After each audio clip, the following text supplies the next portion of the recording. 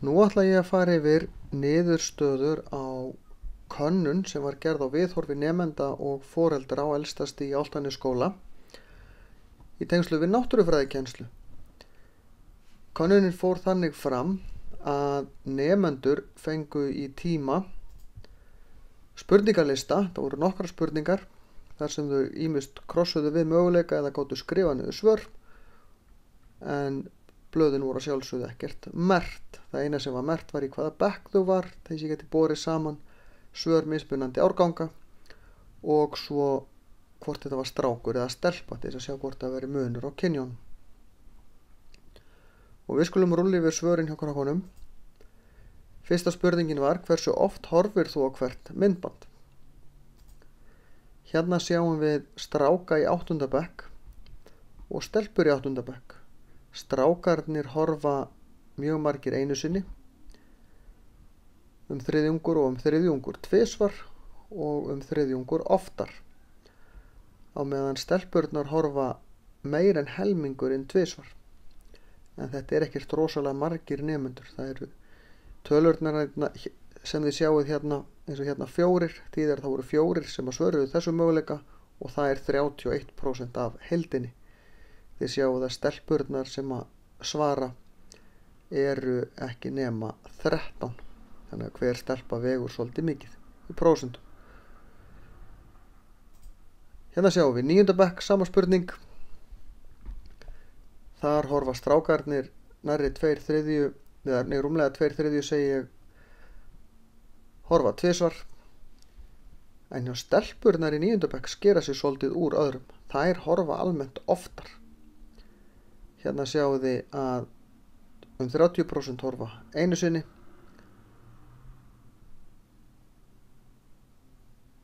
20% tvisvar, þriðjungur þrisvar og nærri 20% 4 sinnum eða sem sagt 4 sinnum. Það er enginn sem er með oftar. 10. bekkur, það er svolítið svipað, mikill meiri hluti horfir einu sinni eða tvisvar. Stelpurnar horfa almennt ekki eins oft og strákarnir, það eru færri sem að horfa þrisvar eða oftar. Hérna sjáum við samantekt á öllum og ekki bara núna. Ég hef gert svipaðar kannanir bæði 2015 og 2014, en bæði árin 2014 og 2015 spurði ég bara 8. og 10. bekk, ekki 9. bekk, en 2016 þá er 9. bekkur með. En þetta er ansið margir sem eru að baki þessum gögnum hér og þá sjáum við hvernig þetta skiptist. Fjórðungur horfir einu sinni, tæplega helmingur tvisvar, fjórðungur,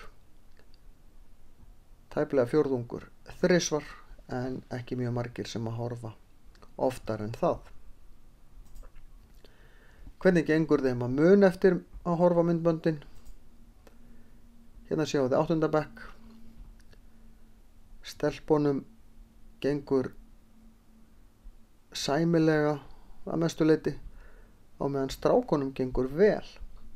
Þið sjáum að mikill meirihluti, nærri 2/3 strákana segir þetta gangi vel eða mjög vel, en einungis rúmlega fjórðungur stelpnanna. Í 9. bekk er þetta nú svona svipað. Stelpurnar gengur þó heldur betur en strákunum, en kakan sæmilega svona álíka stór. Nokkuð margir strákar sem segir gangi illa mun eftir þessu. Mjög svipað hjá strákum og stelpum í 10. bekk.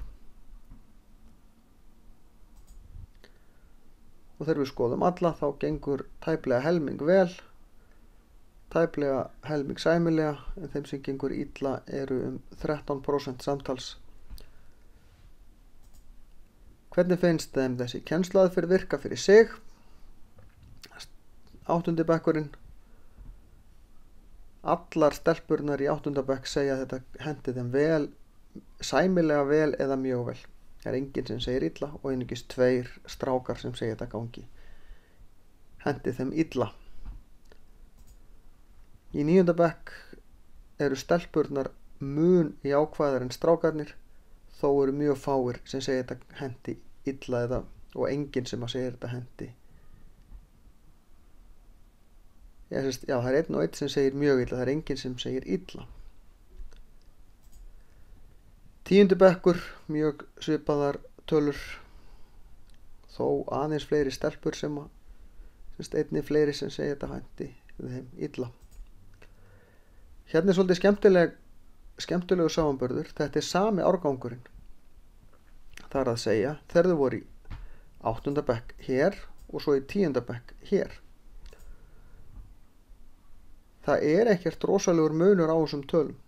Þetta er svolítið svipað, bæði hjá strákum og hjá stelpum. Þetta er nánast eins hjá strákonum, nema kakan vel hefur stækkað og kakan sæmilega hefur minnkað. Hjá stelpunum hefur kakan mjög vel stækkað, en kakan mjög vel hefur minnkað hjá stelpunum. En þetta er ekki mikil breyting, sér í lagi þegar við tökum mið af því að í 8. bekk var þetta nýtt, þá var ég að byrja á þessu þegar þessi árgangur var í 8. bekk, en í 10. bekk eru þau búin að vera í þessari kennsluaðferð 3 ár og þau eru orðin meðvitaður hvað hendar þeim og hvað ekki, með meiri þroska.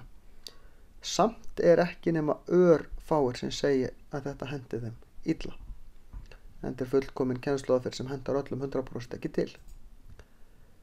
Og ef við tökum alla árganga 2016, þá sjáum við að einungis 7% nemenda segja þetta hendi þeim illa eða mjög illa, á meðan það bil 2/3 segja þetta hendi vel eða mjög vel. Og sama ef við tökum öll árin, þá er þetta mjög svipuð tala, nema það er heldur fleiri í jákvæða hópnum, örlítið hærri prósentutala. Og ef við berum saman stráka og stelpur, þegar við tökum alla, þá jafnast þetta svolítið út. Þessar myndir eru mjög áþekkar. Eru myndböndin hæfilega löng?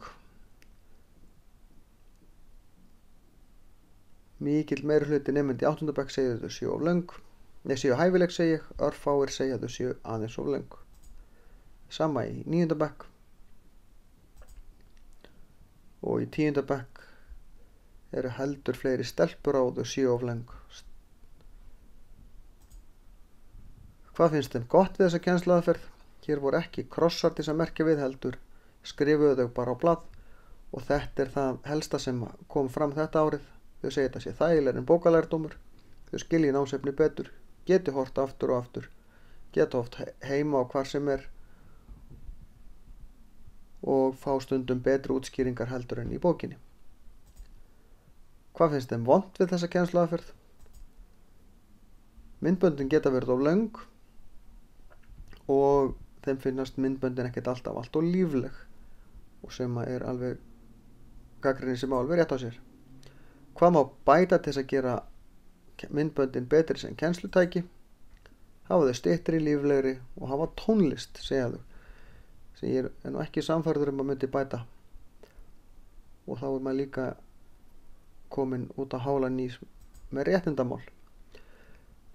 Könnunin fyrir foreldrana var á netinu í gegnum surveymonkey.com. Foreldrarnir telja að börnin horfi einu sinni til 2 svar, sem að mikill meirihluti, þessi hérna 2. Hérna sjáum við alla 2016 og svo öll árin, þessi 3, og þessar myndir eru nánast eins.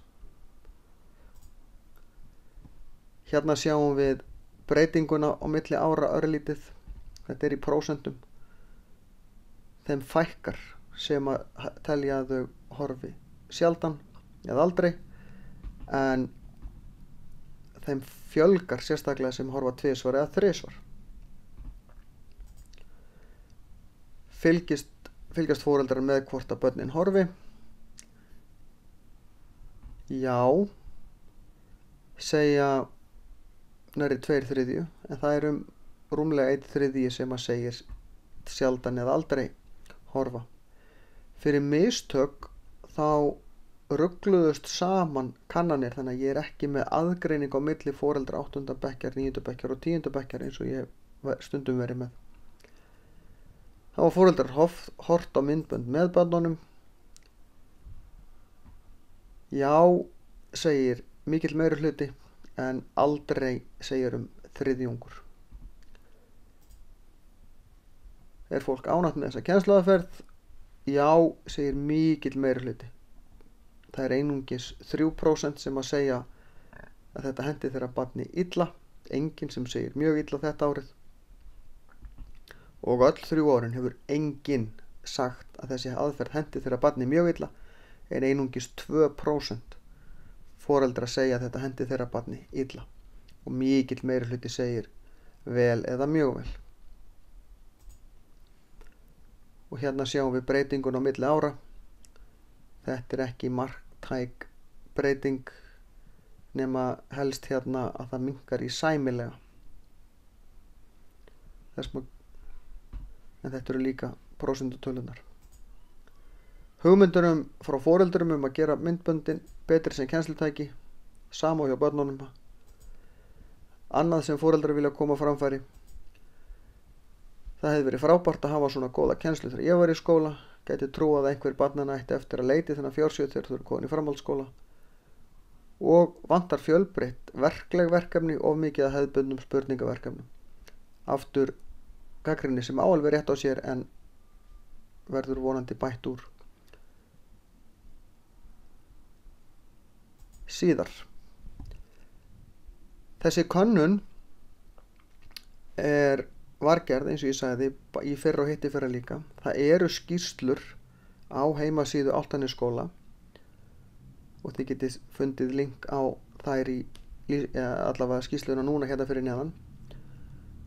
Þannig að það er hægt að lesa sér til og skoða þessi gögn betur og svona smá greiningu á þeim.